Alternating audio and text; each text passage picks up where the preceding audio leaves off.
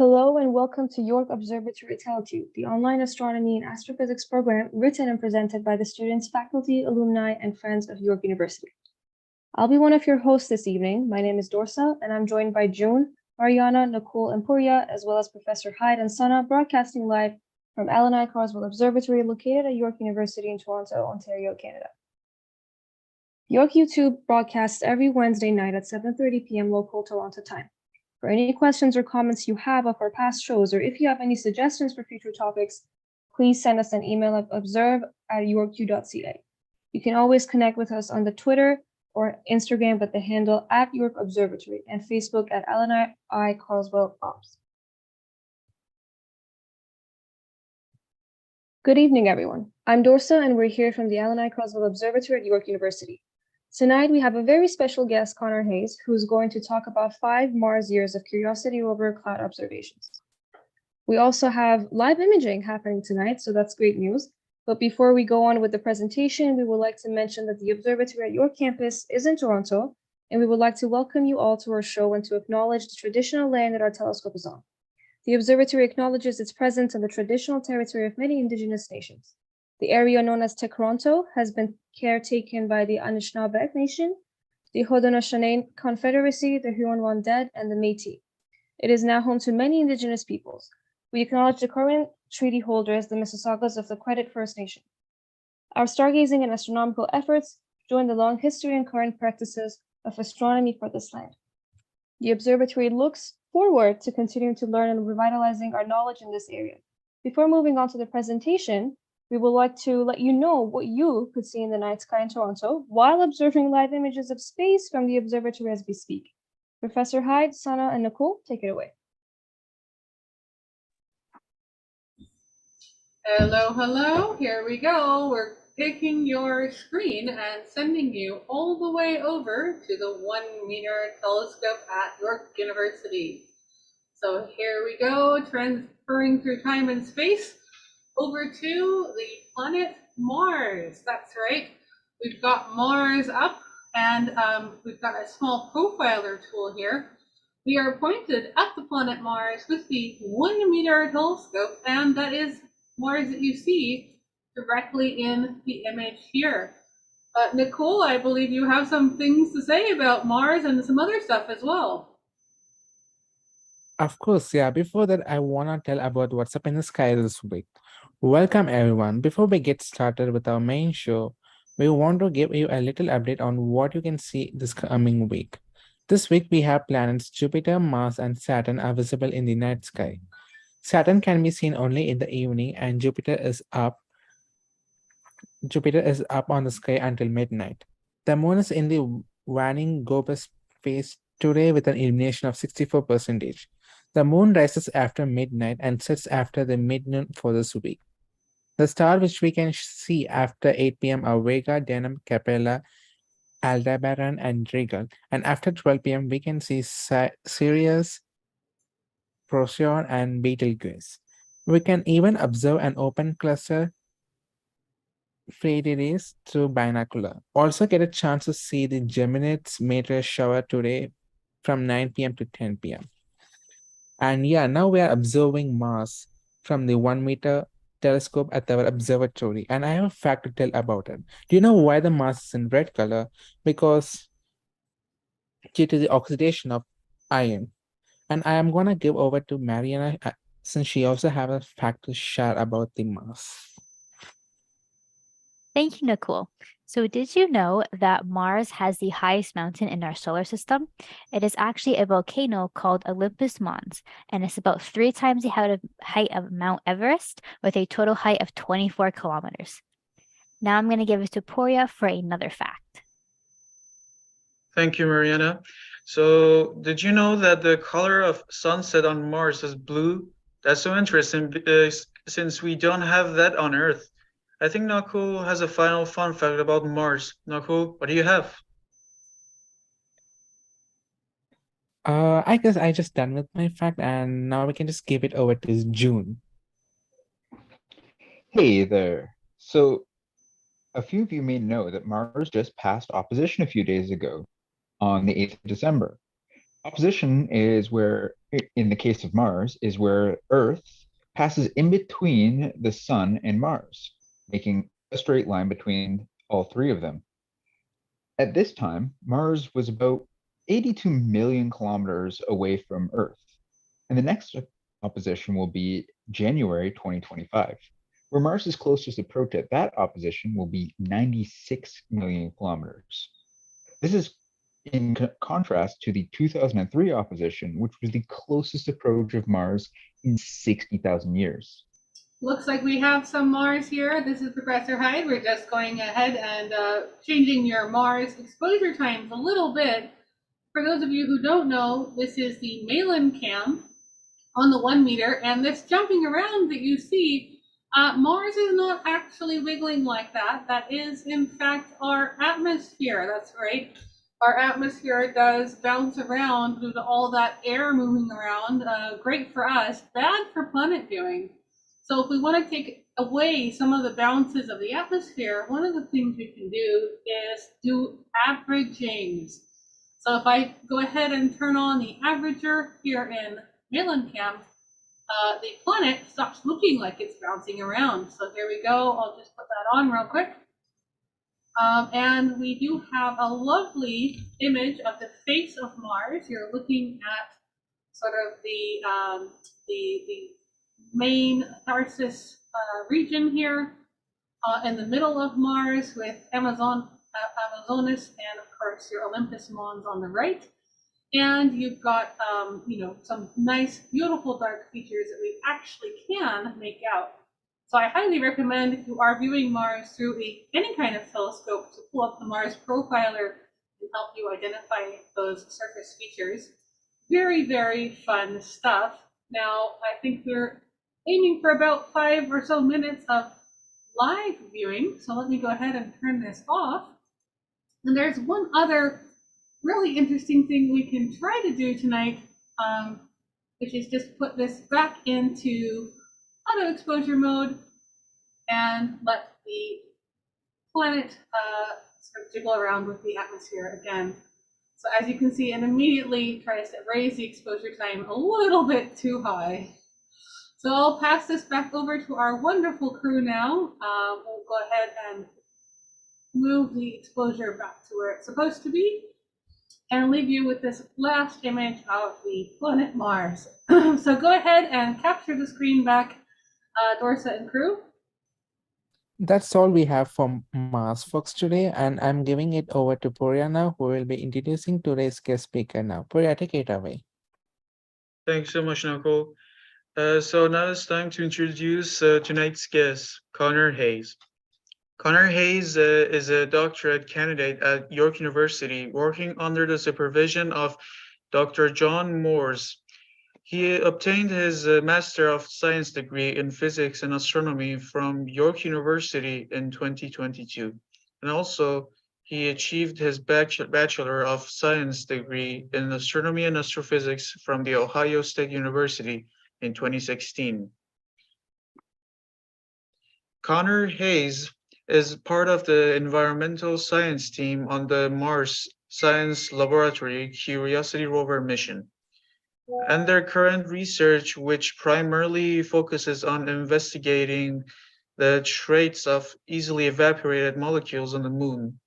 So Conor, I'm handing off the presentation to you. All right, thank you for that introduction. I'll just capture the screen here and we can get started. So hello, everyone. As previously mentioned, my name is Conor Hayes, and I'll be talking to you today about the last 5 Mars years of Curiosity rover cloud observations. Just wanted to start here with this image here for my title screen, which shows, it's really quite a fantastic image. I think everyone in our research group has used it in a presentation at least once, showing off clouds over this geological feature here that we called Mont Mercou. This particular image is a little bit special to me, both because it looks phenomenal, but also because I joined the MSL mission right as Curiosity was preparing to drive up to Mont Marcoux. So to have this image, associated with, the beginning of my time on MSL is really quite fantastic. So let's get started here. So you might be wondering, hang on a minute, how can Mars have clouds? I mean, after all, growing up, we're taught that clouds are part of the water cycle here on Earth. The sun heats up our lakes, rivers, and oceans, which causes some of the water to evaporate into the atmosphere, where it turns into clouds and eventually precipitates back to the ground as rain or snow. Mars, famously, does not have any lakes, rivers, or oceans, so how is it possible that clouds can exist there? While it is true that Mars doesn't have any liquid water on its surface, that doesn't mean that the red planet is completely dry. What it does have are large polar ice caps made up of a combination of water ice and carbon dioxide ice. These ice caps grow and shrink with the seasons, as you can see here from these images from the Hubble Space Telescope, a lot like the terrestrial ice caps. However, due to the low surface pressure of the Martian atmosphere, about 1% that of sea level pressure here on Earth, it is not possible for the ice caps to melt. Instead, they sublimate, going directly from a solid to a gas, dumping water vapor directly into the atmosphere, where it will stay until it becomes cold enough to be redeposited back onto the surface as ice. The amount of water vapor released into the atmosphere by sublimation is very small. It's estimated that during the northern summer, when atmospheric water vapor concentrations are highest, the atmosphere contains enough water to cover Mars and an ocean approximately 60 to 70 microns deep, which is about the diameter of a human hair. On Mars, this would be nowhere near enough, or rather on Earth, this would be nowhere near enough to form clouds. To understand how clouds form anyway, we need to understand why clouds form at all. So as you continue to add water vapor to an atmosphere, you eventually reach a point known as the saturation or equilibrium water or vapor pressure. At this point, the rates of evaporation and condensation, or sublimation and deposition on Mars, are equal. If you continue to add water vapor, the system will want to return to equilibrium, resulting in the vapor condensing or depositing on any available surface. Above the ground, these surfaces are known as cloud condensation nuclei, or CCN. On Mars, CCN are most likely dust particles that have been lifted to high altitudes by the wind. Once the equilibrium vapor pressure has been reached, the water vapor freezes to the dust, forming ice crystals that we see from the ground as clouds. The reason that a small amount of water vapor can form clouds on Mars but not on Earth is because the equilibrium vapor pressure is dependent on both the temperature and pressure of the atmosphere. Because the Martian atmosphere is both cold and thin, equilibrium vapor pressure is much lower than it is on Earth, meaning that it can be reached with much lower water vapor concentrations. So 3 general types of clouds can be observed on Mars. The first is the polar hood, which can be seen as the blue-colored features in this image of the start of springtime at the Martian North Pole, taken in June 2019 by the high-resolution stereo camera on the Mars Express orbiter.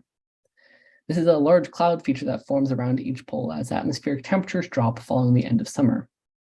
The polar hood clouds precipitate water ice and CO2 ice onto the surface, resulting in the growth of the polar ice caps. The second type are orographic clouds. These form when a warm and wet air mass, at least as warm and wet as an air mass can get on Mars, is forced to a higher altitude by a topographic feature like Arsia Mons, one of the 4 massive shield volcanoes located on the Tharsis Plateau, which is seen here with its associated orographic cloud.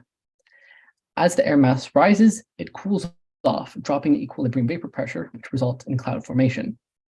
Curiosity did make some attempts to observe orographic clouds over Mount Sharp, the central mountain in the rover's home in Gale Crater, but for whatever reason, Gale seems to be unusually dry compared to other topographic depressions, and no orographic cloud over Mount Sharp has ever been seen. The final type, which we observe from Curiosity, are the clouds of the aphelion cloud belt, or ACB. These clouds form as a consequence of the fact that Mars's orbit has the second highest eccentricity, or degree of non-circularity, of all the planets. The difference between its closest and furthest distance from the Sun, known as perihelion and aphelion, is about 20%. This means that at aphelion, Mars only receives about 70% of the sunlight that it does at perihelion, which is enough to have noticeable consequences on the climate. For comparison, Earth's distance from the sun varies by about 3% over the course of a year, causing the intensity of sunlight to change by about 6%, which is so small that it is completely canceled out by the difference in land versus water area between the two hemispheres. On Mars, aphelion occurs about a month, or 37 sols, before the northern summer solstice, which is right as the northern polar ice cap is dumping water vapor into the atmosphere. Because less sunlight reaches the planet at aphelion, global atmospheric temperatures are generally lower, so the equilibrium vapor pressure is also lower. Combine the lower equilibrium vapor pressure with the higher water vapor concentrations, and you get an atmosphere that loves to form clouds. The ACB covers a region between about 10 degrees south and 30 degrees north, with the thickest clouds forming near about 10 degrees north. Curiosity landed in Gale Crater, located about 4.6 degrees south of the equator, so we are able to see the southern edge of the ACB.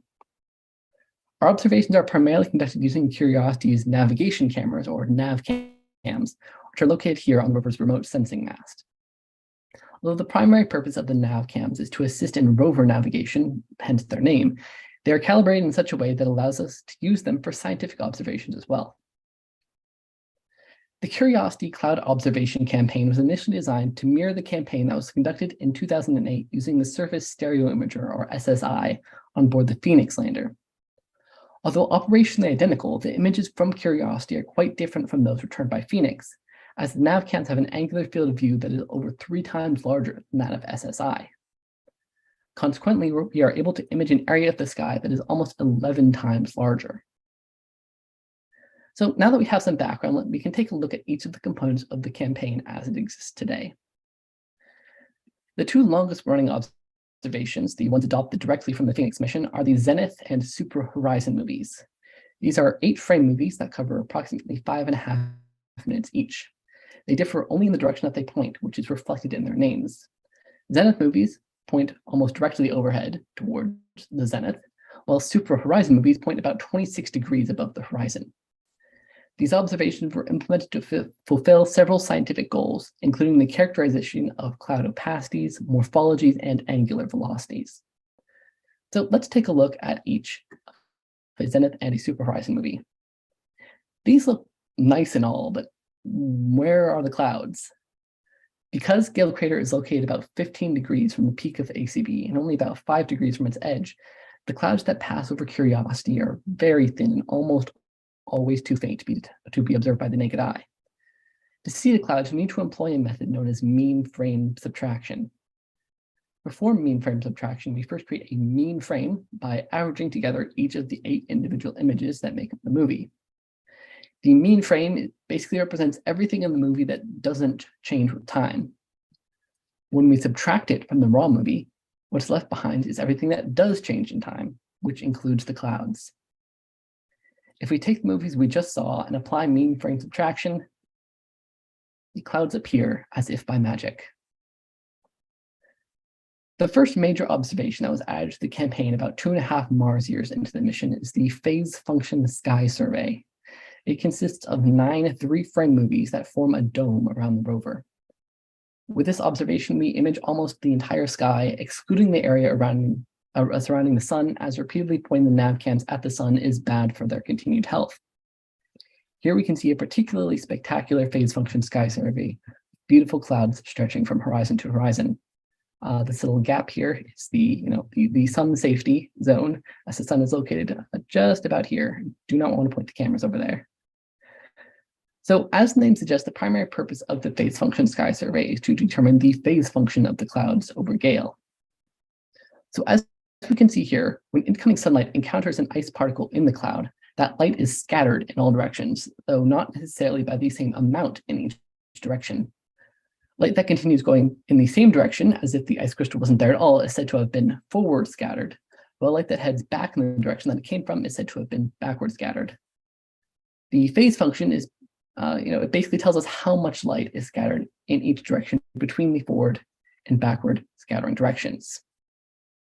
Its exact shape is determined by the physical properties of the particles that make up the cloud, including their sizes and their geometries.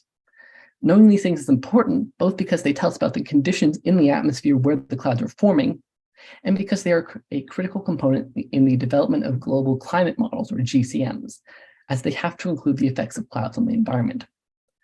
Most existing GCMs assume that the clouds are made up of spherical ice particles, as is the simplest geometry to work with. However, we don't actually know whether or not this is the correct geometry, as we've never been able to directly observe the ice crystals that make up the clouds. By measuring the phase function and comparing it to other phase functions that have been computed for ice crystals of different shapes and sizes, we can make a more informed guess of what the most appropriate shape actually is.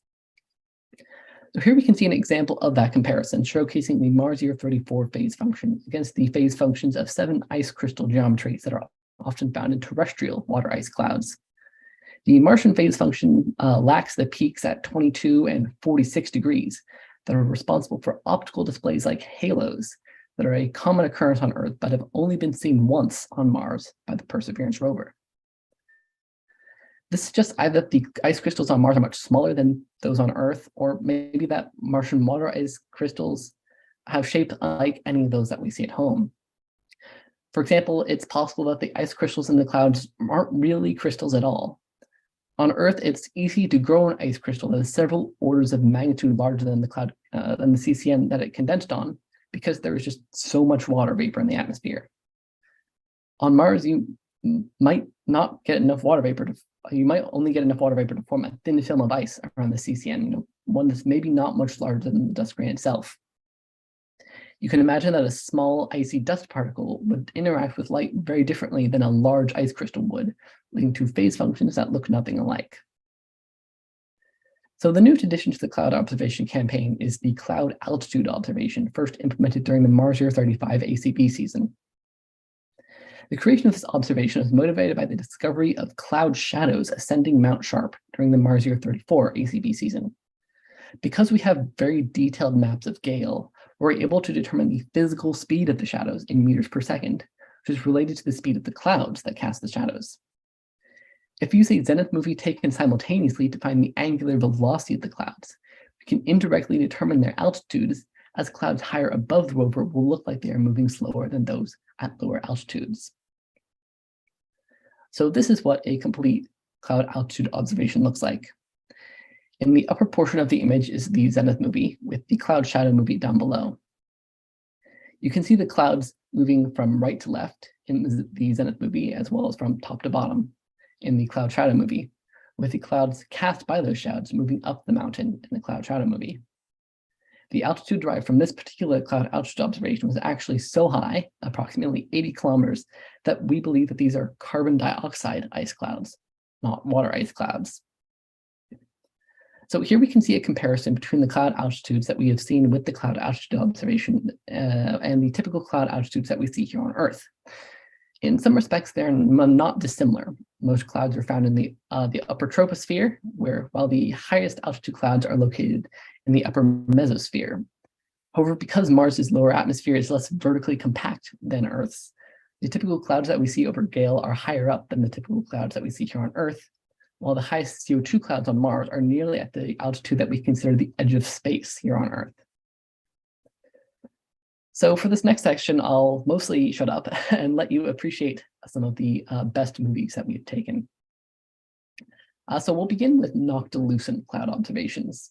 The name noctilucent means night shining, and they get that name because they are at such high altitudes that they are still illuminated by the sun even after the sun has set on the surface below. Here's a very simplified diagram of how that is possible. Because these clouds are well above the surface, you can see that the sun is above the horizon from their point of view, even though it is below the horizon for the rover that is located immediately below the cloud. Consequently, the cloud is able to scatter sunlight to the rover, despite the fact that the rover itself cannot see the sun. These clouds are visually spectacular and very bright because they are being viewed against the dark background of the night sky. We don't even need to apply mean-frame subtraction to see them. So this first movie of noctilucent clouds was taken on Sol 2400. It is probably the least spectacular of the 4 movies that I'm going to show here, which is really saying something because it is still quite impressive. So about 5 sols later, on Sol 2405, we took this image. This is taken much much further after the sun has already set. So you can see these really bright, quickly moving clouds in the sky. On Sol 2410, we took this. It was a 3-frame mosaic of these really just truly phenomenal noctilucent clouds drifting over Gale. So the final one that I have here is, again, actually from around the time that we were over at Mont Marcoux. So these are, again, noctilucent clouds over Mont Marcoux. You can actually see, as the sun sets, both from the perspective of the rover as well as from the perspective of the clouds as they seem to vanish. Because I do actually have a 5th movie. So this is another one taken on Sol 3075.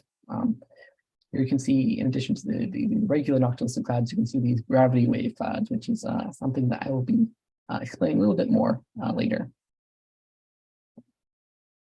So this one here is actually not taken with the nav cams. This is a color image taken by Rover's mast camera, or mast cam, on Sol 3048. You can see the full image here, and the top is actually very, very wide. But I've zoomed in here at the bottom on the really most spectacular part of this very wide mosaic, showing these really beautiful iridescent colors that we see here in these clouds. So as promised, gravity waves are up next. So gravity waves, they occur, these gravity wave clouds are a consequence of vertical oscillations of water vapor bearing air. When the air ascends, it cools down, encouraging cloud formation. When it descends again, it warms up, which causes the ice crystals to resublimate, which results in the formation of evenly spaced linear cloud features. So in these movies, you can see that the spacing and the size of the gravity waves can vary.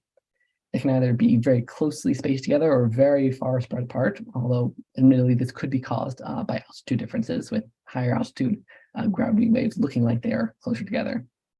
And they can either cover the entire sky, as they seem to up here in the top left, or they can just cover a very small portion of the sky, as you see in these 2 movies here in the bottom right. We also do occasionally see dust devils and other dust lifting events in these super horizon movies, thanks to the fact that they look out over nearby and distant terrain. These sort of events aren't particularly useful for our cloud studies, but they are fun to look at regardless. So in these 4 movies here, you can see these 3 dust devils up here. And then down in the bottom right is a particularly heavy dust lifting event, which I've highlighted because there's actually so much dust being pulled up into the atmosphere here that you can see it in the raw frames, so before mean frame subtraction. If you look just over this little hill here, see all that dust being blown into the air by the wind. These are just a couple more, some very, very fast moving dust devil here, as well as some miscellaneous dust plumes heading up towards the rover. These 2 I chose because, again, these are some dust devils that are carrying so much dust with them that they are, again, actually visible in the raw frames of these movies. If you look very closely, you can see them moving from left to right here. And then finally, just a couple more, some distant dust devils here, some very fast moving ones, as well as just a little bit of dust lifting off behind the back of the rover here. So now I have a bunch of movies that aren't really interesting in any specific way, other than that they are some of the highest quality movies that we have taken. So coming back again to this mast cam image of clouds over Mont Marcoux, we actually took a zenith and super horizon movie shortly after this mosaic was completed. So this was the zenith movie that we took, and the clouds being that visible in the raw frames is something that basically never happens, and really highlights just how spectacular these clouds were and how lucky we were to observe them when we did. And again, here's those same clouds, again, visible in the raw frame, but looking just absolutely beautiful as they pass over Mont Marcoux in this super horizon movie. So here I've got a couple of high quality cloud altitude observations. Interestingly here on this one on the left, even though we see clouds quite obviously appear both in the zenith movie and in the cloud shadow movie, this observation was not actually able to be used for determining the altitude of the cloud, because if you look at the cloud shadow movie, there are no shadows.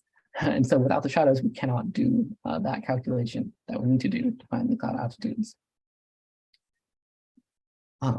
That is not the case in these two movies, though. You can see both the clouds in the zenith movies, as well as the shadows moving towards the rover here and away from the rover here. So now I've got just 3 slides of some, really spectacular looking zenith movies. This one up here in the upper left is particularly interesting because you can see the clouds here look very different from all of the other clouds. This one here, the clouds here have these really sharp edges, whereas in all the other zenith movies that we see, it's sort of more fluffy, more puffy. What you can also tell from all these zenith movies is that you can really see the variety of angular speeds and the directions that the clouds move in. In these two here, actually, you can see the effect of the phase function that I mentioned previously. In both of them, the sun is located just up to the upper right of the frame here. And so because the phase function increases towards its sun, that means more light is being scattered in that direction. And you can see that by the fact that the clouds look like they're getting thicker towards the sun. This is actually not the case, and is an effect of the phase function. And so this is just, again, our final slide of zenith movies before I move on to the super horizon movies, which personally I think are more fun. Even though they're a little bit less sensitive to clouds, I do sort of like having that additional context of seeing a little bit of terrain in the frame to say these aren't just miscellaneous shapes in the sky, but actually real clouds. These 4 here are actually potential noctilucent clouds, and you can really see here how they vary in morphology and size from the regular clouds that we see in the zenith movies, like these 2 down here. See, the noctilucent clouds, they again have these really sharper edges than the regular clouds, and they also cover a very different portion of the sky. Typically, when we see clouds like this, in the super horizon movies, they cover basically the entire sky from horizon to horizon. But that is not the case with these noctilucent clouds. They only occupy a very specific and limited region of the sky. And just some more super horizon movies, which I truly appreciate for a moment before moving on. So I chose these 2 because they both have this full artifact on the ground that you can see here. This is actually an effect of the local terrain casting shadows on the ground. You can actually infer which direction the sun is moving, whether it is rising or setting, by the way that these artifacts move. Here on the left, you can see that this artifact is moving from right to left towards the feature that is casting the shadow, which means that the sun is rising. And similarly, here on the right, the feature casting the shadows off here to the right. So because you can see the artifact moving in this direction, that means that the sun is setting because the shadows are getting longer. And so I'll just finish off with, the times that things don't quite go according to plan. Occasionally, when the rover computer wakes up and tells the little motors that control the mast to rotate the mast to look at the sky. Occasionally the little motors say, I'm not really feeling it today, and don't actually move where they are supposed to. The rover computer goes, oh, well, that's certainly not good, and skips the first frame of the movie. But not to be deterred, it proceeds to take the next 7 frames of the movie, which results in a little movie of whatever the rover happened to be looking at next, which is almost never the sky. So I've just chosen 2 of those RSM faulted movies here. One here on the left looking at the ground, and one here on the right looking at the deck of the rover. Obviously, these are not particularly useful when we are looking at clouds, although they can be interesting in their own way, as you can again see these little artifacts from the shadows as the sun is moving across the sky. So that is, all that I have for you today. But if you are wanting more cloud content after this presentation, here's where to find me on Twitter. And I've also set up this this Twitter bot, which will tweet out a random cloud movie twice a day. You just want to, scroll through it and see, the variety of clouds that we have captured over the last 5 Mars years that I was not able to share with you today. Right. So with that, that's all I have. Thank you, and I'll take whatever questions there may be.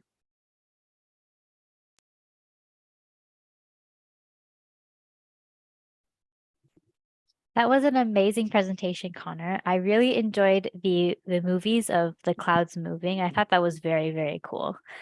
I do actually have a couple questions for you that I would like to ask. And my first question being, out of the 5 years of observation, what is your most favorite or most interesting thing that you learned throughout the process of everything? Well, I guess I'll start off by saying, I haven't actually been on the mission for the full 5 Mars years. A Mars year is about twice as long as an Earth year. So Curiosity actually landed on Mars in August of 2012 when I was starting high school. So I've only been on the mission for since August of 2020, so about 1 Mars year now. But I'll say, it's sort of interesting. It's not really related to the science necessarily, but being, part of the MSL mission, it's been really, fun being able to, talk with and collaborate with people who, aren't necessarily, here at York or even here in Canada or even in North America. You really get to see how these missions are, a collaborative effort between, dozens or hundreds of people all working together, just trying to, towards, this common cause of advancing science. You get to see like the coordination between the different science team groups and how, you have to say, I want to do this, but the other group wants to do that. And how do we reconcile, all these different people wanting to do different things with the very limited amount of time that we have available to us on the rover? Yeah, I never thought of it that way. That's actually very cool. And my last question for you is, what is the hardest or most challenging aspect or part of observing clouds on Mars for at least like the 1 Martian year that you've been observing them? What was your biggest challenge for observing those clouds? So the thing that really gets us is that the movie that is the most sensitive to clouds is the Zenith movies, because it looks directly up, and so it doesn't have to deal with as much dust in the atmosphere as the Super Horizon movies do. But because Curiosity is located really close to the equator, that means that the sun often passes pretty close to or almost directly above the rover for much of the year, which is a problem because, again, we don't want to point the nav cams at the sun, which means that there's basically this 2.5-hour gap along both sides of noon where we cannot take any Zenith movies because there's a risk that we are pointing it at the sun. And so this has really, been this very obnoxious constraint on when we can take the data.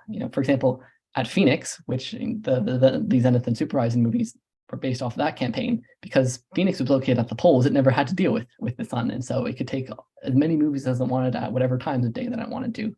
So that's what I would say the most challenging or maybe annoying part of having to schedule the observations is. All right, thank you so much. I think I will pass it over to Dorsa now as well. I'm sure she has a few questions for you.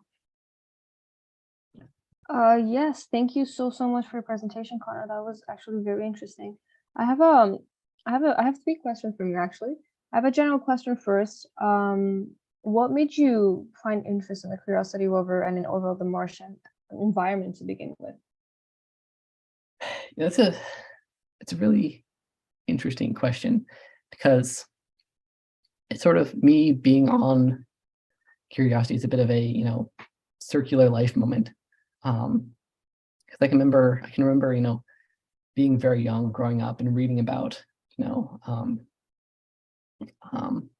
Mars Pathfinder and the Sojourner rover and all of the missions of Spirit and Opportunity. I remember in 6th grade, we had to do this sort of capstone project where we just chose something of interest to us and present it to our class. And so I chose to present about Mars Pathfinder.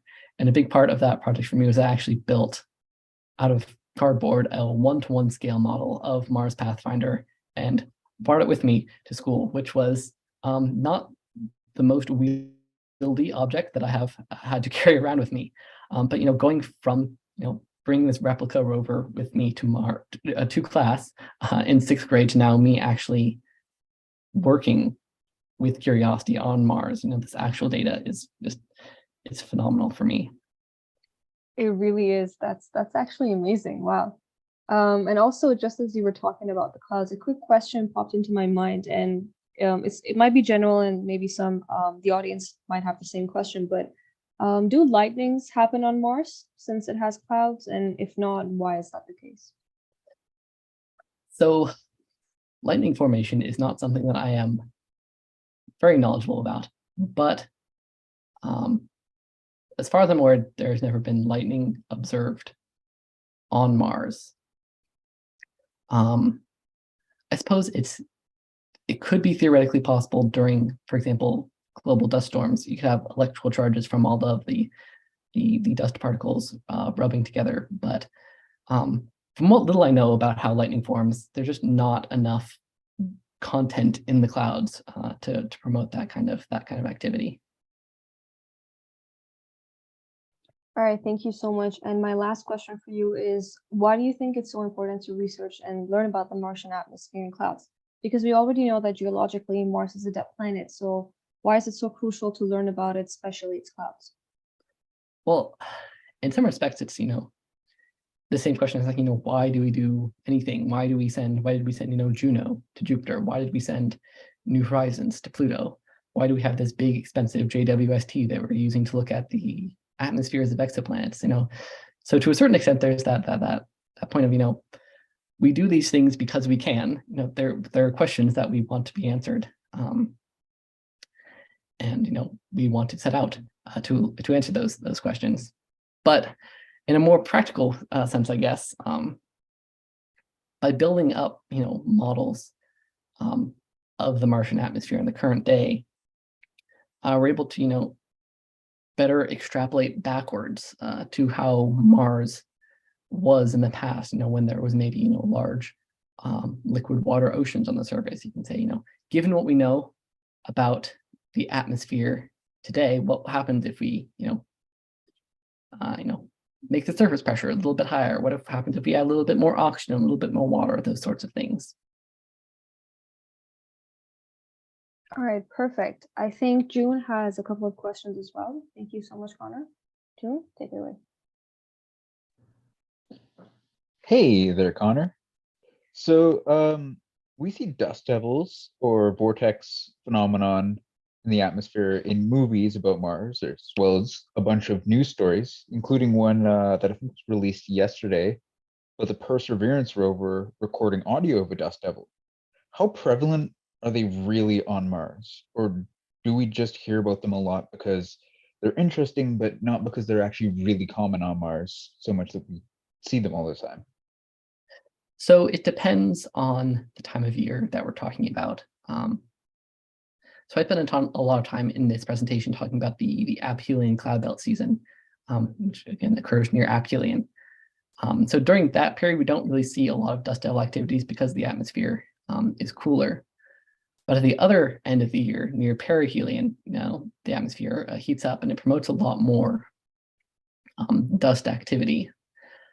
So they actually are genuinely pretty common, at least during the dusty season.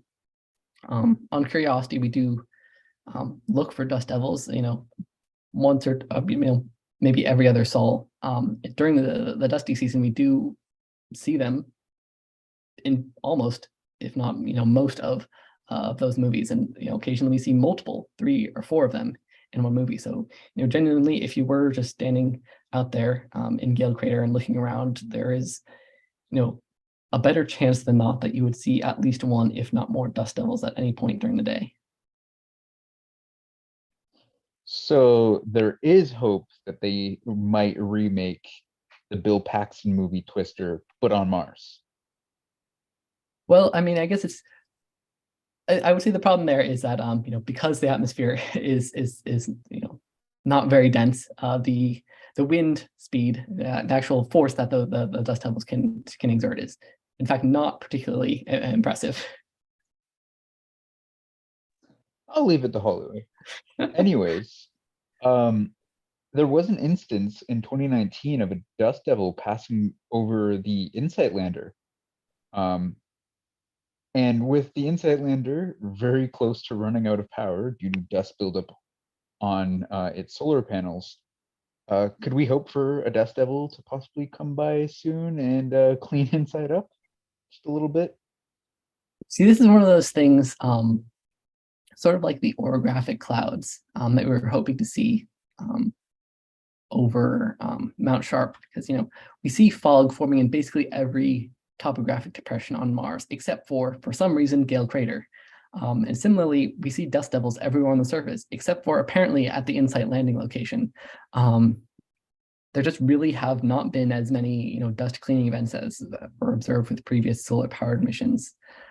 So I'm not particularly holding out hope for it, particularly given the fact that we are now moving towards aphelion. So atmospheric temperatures are dropping, which is, again, less conducive to the formation of dust devils. Given that Insight has, been estimated to, have maybe a month left on its life, it's probably not going to happen. That is very, very unfortunate. But what is fortunate is that our friend Pouria here has some questions. On to you, Pouria. Thank you so much, Shun. And also thanks to you, Conor, for the informative presentation. And so my first question is, what is MSL cruise configuration? I saw this by accident when I was looking for MSL, and I saw this image, which is basically an artist's concept of cruise configuration. What is that? So the cruise configuration is basically the way the spacecraft is set up during its flight from Earth to Mars. So in this image that you're showing here, that's basically what the cruise configuration looks like. Here on the right, that sort of yellow thing there is the heat shield, which protects the spacecraft as it enters the Martian atmosphere. Then in the middle is the back shell. The actual rover is encapsulated here between the back shell and the heat shield. The back shell basically carries the rover through the atmosphere. And then this bit at the back here is the cruise stage, which carries things like course correction thrusters, solar panels, communications equipment, basically everything the rover needs to stay alive during the transit from Mars to Earth. Mm-hmm. Thank you so much. And so my second question is, what is the reason that the sun sets on the surface of Mars as blue?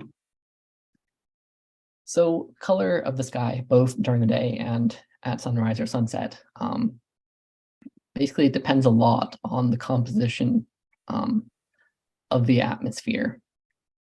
So here, during when you're near sunset, the light from the sun has to travel through a lot of atmosphere to get through us. So basically, the light that survives that is the light that we will see. So here on Earth, all the various air molecules, they really love to scatter blue light.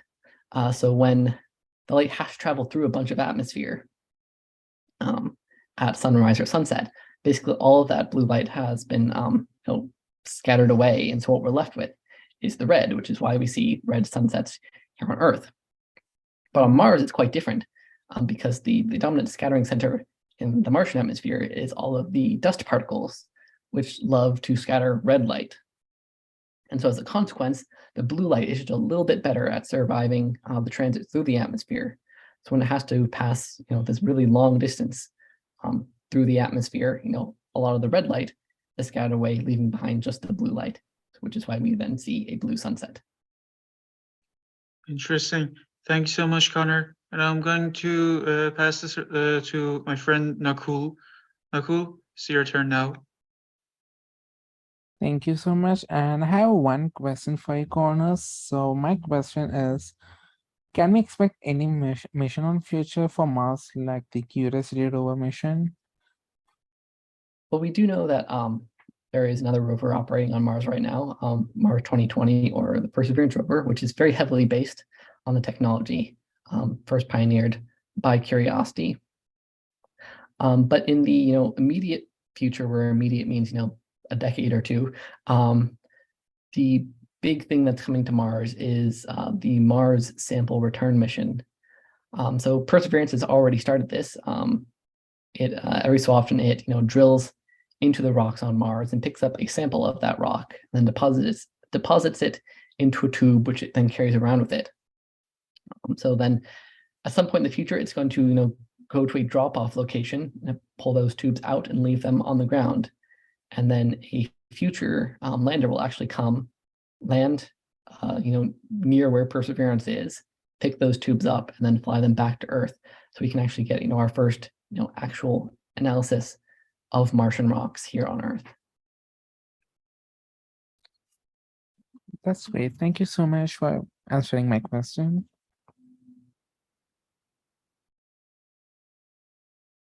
Well, everyone, you have been listening to the Allen I. Coswell Observatory's weekly TeleTube broadcast, the Astronomy and Astrophysics program, written and presented by the students, faculty, alumni, and friends of York University. The host this evening has been Dorsa, Joshua, Pouria, Nakul, and myself, Marianna, along with Professor Hyde and Sunna. We would like to give a special thanks to our guest speaker, Conor Hayes. We really enjoyed your talk and we appreciate your time. Make sure to leave any comments or questions in the comment section below of our video, and you can talk to us in chat right now. We will be around for about 20 minutes to answer all your questions. All of our programs are free, but if you would like to make a donation, please see our new website at yorku.ca/science/observatory. You can always connect with us on Twitter with the handle @YorkObservatory and check out our website for show notes, content, updates, and contact information at yorku.ca/science/observatory. Thank you for tuning in, clear skies, and have a great night.